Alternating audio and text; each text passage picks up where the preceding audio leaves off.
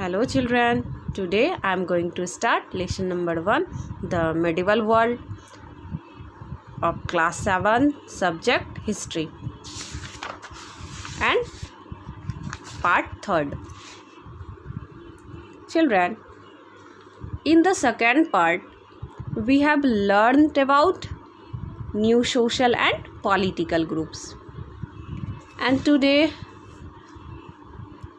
we will learn about region and empire and old and new religions. Region and empire यानी क्षेत्र और साम्राज्य.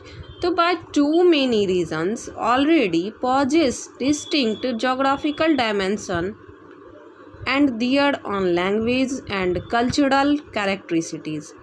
बहुत से क्षेत्रों में पहले से ही अलग भौगोलिक आयाम और उनकी अपनी भाषा और सांस्कृतिक विशेषताएं हैं. You will learn more about these in this book.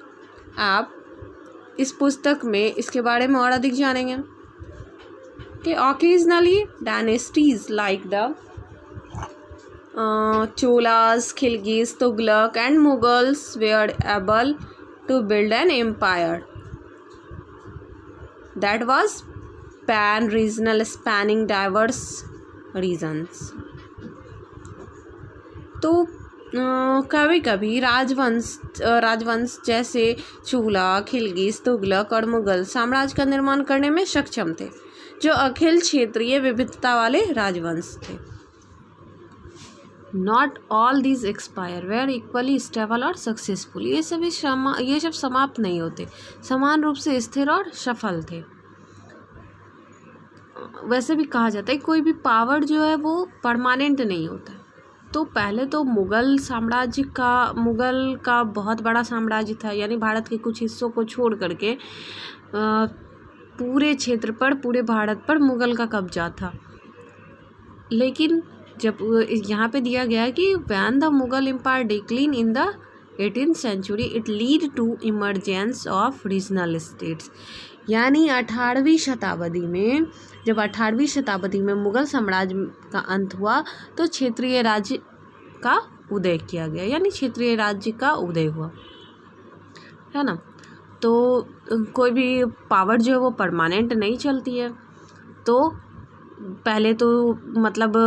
पहले क्या था कि जैसे यहाँ पे कुछ राजवंश का नाम दिया हुआ है, तुगलक, खिलजीज, मुगल, चोलास, ये सब ऐसे राजवंशी थे जिन्होंने धीरे धीरे अपना जो पहले इनका कुछ ही क्षेत्र पर साम्राज्य था, धीरे धीरे वो अपने आसपास के क्षेत्र को भी अपने अंदर में कर लिया.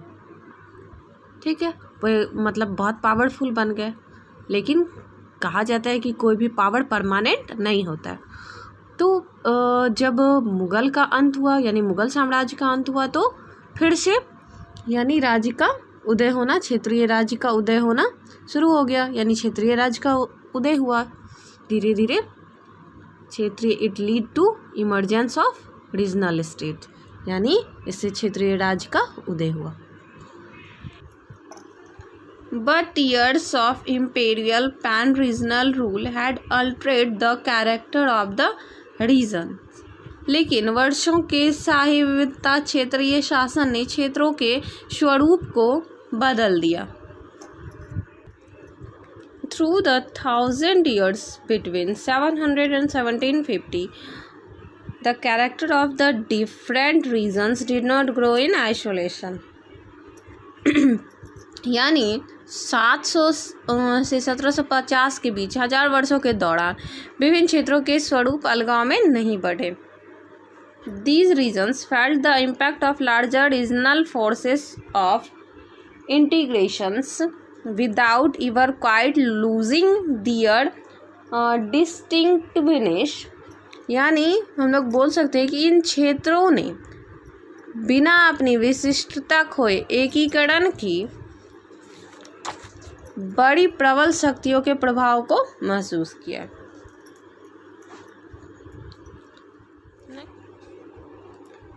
ओल्ड एंड न्यू रिलीजन्स यानी पुराने और नए धर्म.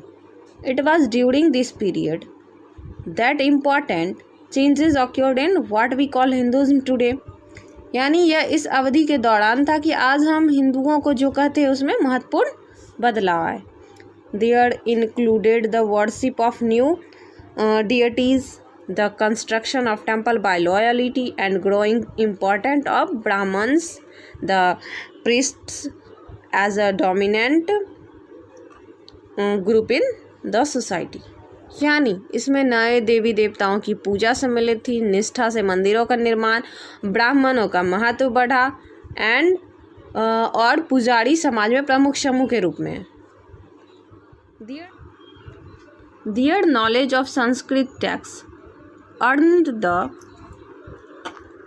Brahmins had a lot of respect in society।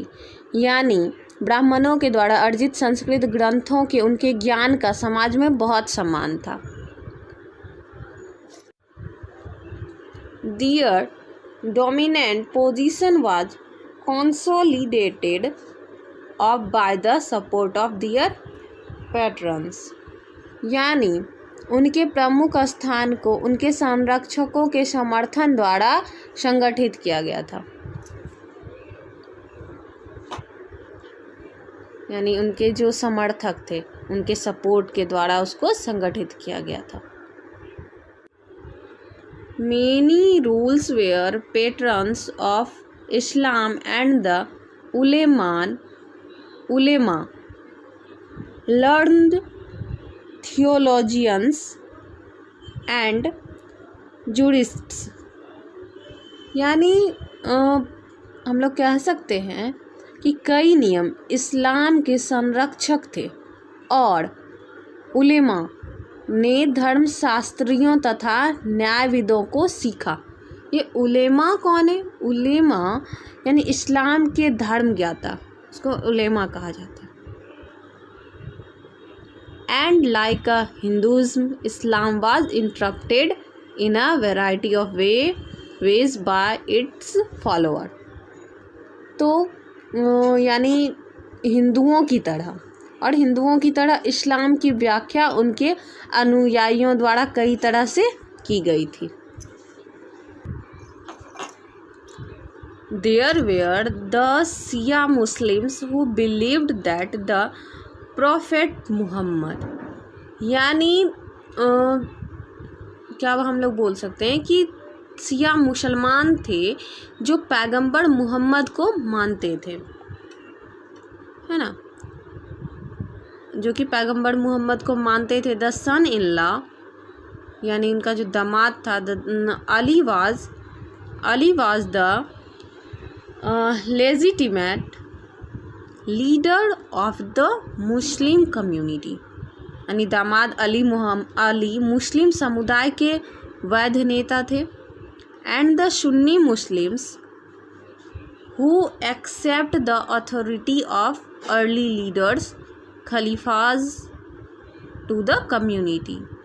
और सुन्नी मुसलमान जिन्होंने समुदाय के शुरुआती नेताओं, प्राचीन नेता जो कि खलीफा के नाम से जिनको जाना जाता है, के अधिकार को स्वीकार किया था।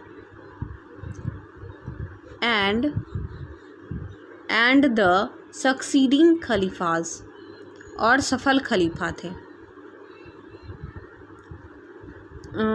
There were other important differences between the various schools of law and in theology and mystic traditions। यानी हम लोग कह सकते हैं कि कानून के विभिन्न स्कूलों और धर्मशास्त्र और रहस्यवादी परंपराओं के बीच अन्य महत्वपूर्ण अंतर थे। So student, it is the third part of this lesson.